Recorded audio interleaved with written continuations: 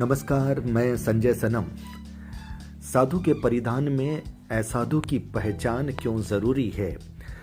मेरे इस audio video पर बड़ी अच्छी प्रतिक्रियाएं आ रही है और कुछ कमेंट मेरे यूट्यूब पर भी आए हैं। स्वागत है उनका, क्योंकि बड़ी शालीनता और तर्क के साथ एक व्यूवर्स हैं जिनकी एक बार मेरी बात भी हुई थी।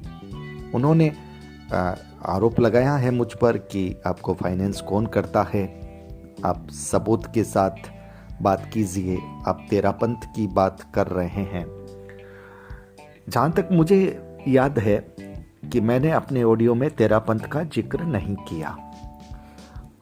हाँ, घटनाएं पिछले कुछ दिनों से चली आ रही है, तो कोई भी व्यक्ति यह अनुमान लगा सकता है कि बात कहीं न कहीं तेरापंथ की हो रही होगी। पर यह जरूरी नहीं कि वो बात तेरापंथ की ही हो। समग्र समाज है। और साधु शब्द मैंने ये नहीं कहा कि तेरापंथ साधु, मैंने साधु कहा है। वो साधु तो भारतीय संस्कृति में जो हमारे जितने भी साधु संत हैं उनकी अपनी मर्यादाएं हैं, और जो अपनी मर्यादाओं से बाहर जाते हैं वो कहीं ना कहीं असाधु हो ही जाते हैं। तो उनकी पहचान के बारे में भी वो बात हो सकती है। लेकिन फिर भी अगर हमारे किसी दर्शक पाठक के मन में ये बात आई है कि ये बात तेरापंथ की हो रही है, तब इसका मतलब साफ है कि कहीं ना कहीं उन्हें भी ये लगा है कि कुछ ऐसा यहाँ हो रहा है, तभी उन्होंने तेरापंथ पकड़ा। अन्यथा वो इसे इग्नोर भी कर सकते थे। वे मानते हैं कि मैं पत्रकार हूं, तो मैं जब पत्रकार हूं तो सिर्फ एक तेरापंथ ही मेरा विषय नहीं है।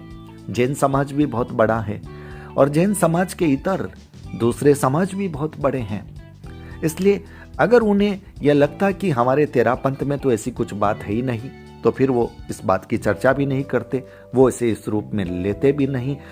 अब सवाल यह है कि जब उन्होंने इसे इस रूप में लिया है, तब इसका मतलब साफ है कि कहीं ना कहीं उनके मन में, उनकी नजरों में कोई ना कोई चलचित्र, कोई ना कोई घटना, कोई ना कोई बात कहीं उनके अंदर भी है, और तभी उन्होंने ये टिप्पणी की है। मैं मानता हूं कि उनकी निष्ठा संघ के प्रति अटूट है। देखिए, निष्ठा अटूट होनी चाहिए, लेकिन जब हमारी अंधनिष्ठा अटूट हो जाती है तब वो संघ और समाज के लिए खतरा बनती है, चाहे वो मेरी हो, चाहे वो आपकी हो, चाहे वो किसी की भी हो। अब बात रही कि कुछ लोगों ने कयास लगाए हैं कि ये बात जो मैंने कल वीडियो में कही है उसकी प्रेरणा मुझे कहाँ से मिली। तो अलग अलग लोगों की अलग अलग कयास आ रहे हैं मेरे व्हाट्सएप पे। अब मैं उन्हें कुछ भी नहीं कह पा रहा हूं, क्योंकि जिसने प्रेरणा दी, जिसने अपनी ये बात कही, बिना उसकी इजाजत के अगर मैं उनका नाम आपके सामने रख दूं तो ये भी उचित नहीं होता, व्यवहारिकता में गलत होता है।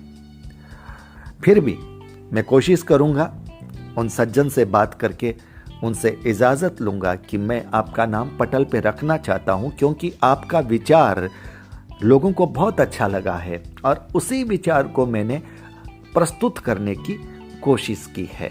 हालांकि इसी विषय पर मैं पहले भी बोला हूं, लेकिन इस बार कुछ पृष्ठभूमि अलग जुड़ी है, क्योंकि उन्होंने उसमें कुछ अपनी बात दी है और उस बात को मैंने अपने शब्दों में पिरोकर आपके पटल तक पहुंचाने की कोशिश की है।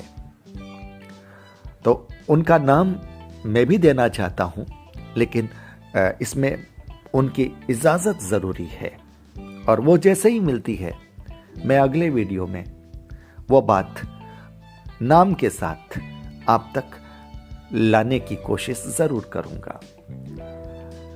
आज एक बात और, मैं अपने जीवन की एक घटना तेरापंथ धर्म संघ से जुड़ी हुई बड़ी प्रेरक घटना, आचार्य तुलसी के जमाने की, और वो ये बताती है कि गुरु कैसे होने चाहिए, आचार्य कैसे होने चाहिए। एक छोटी सी घटना है जिसका अर्थ बहुत गहरा होगा। और ये घटना आज से तकरीबन 25-30 साल पहले की है, लेकिन मेरे मन मस्तिष्क में एकदम जीवंत है, अक्सर याद आती है। और अक्सर मैं आज के परिदृश्य से उस घटना की तुलना करता हूं और मैं ये नापने की कोशिश करता हूं कि उस कल में और आज में कितना फर्क रह गया है। अगले ऑडियो में मैं उस घटना को आपके सामने पेश करूंगा और आप आज के और उस अतीत को आप तुलनात्मक विवेचन कीजिएगा। आपको पता चलेगा कि कितना बदलाव आया है।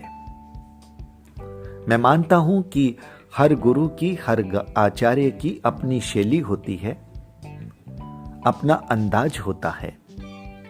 मैं उससे इनकार नहीं करता, लेकिन कुछ मूलभूत आवश्यकताएं जो एक गुण के रूप में, नेतृत्व क्षमता के रूप में होती है, बस उसके विवेचन की मैं आपसे दरखास्त करता हूं।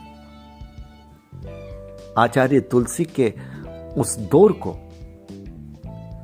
जिसमें उन्होंने जितने संघर्ष, जितने झंझावात देखे, उन पर भी आरोप कम नहीं लगे, लेकिन उसके बाद भी आचार्य तुलसी के नेतृत्व क्षमता पर कभी कोई सवाल नहीं उठा। उनके सामने जो भी गया सवालों के साथ गया, लेकिन उनकी नजर से नजर मिलते ही वो नतमस्तक हो गया। ऐसा क्या प्रभाव था?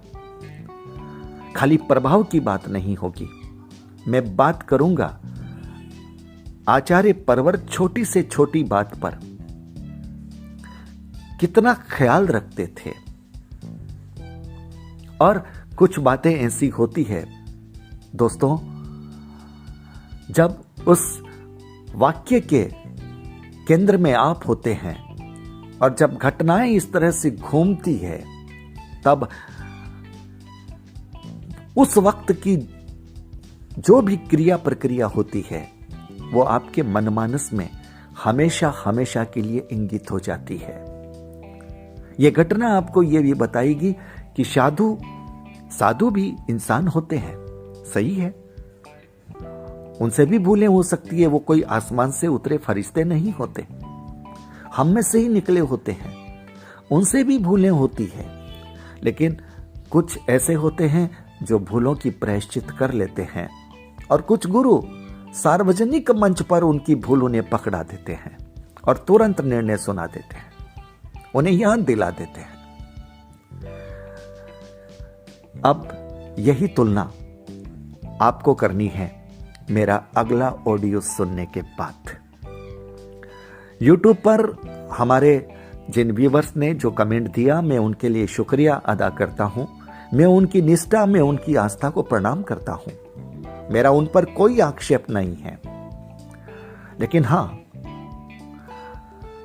कुछ भी सोचने से पहले थोड़ा विचार जरूर करना चाहिए, क्योंकि जो आरोप आप लगाते हैं कि आपको फाइनेंस कौन करता है, मुझे फाइनेंस मेरी भगवती करती है और किसी की ताकत नहीं है जो मुझे फाइनेंस करे।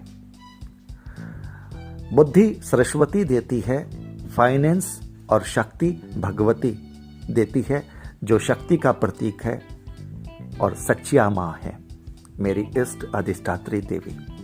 बहुत बहुत आभार और नमस्कार।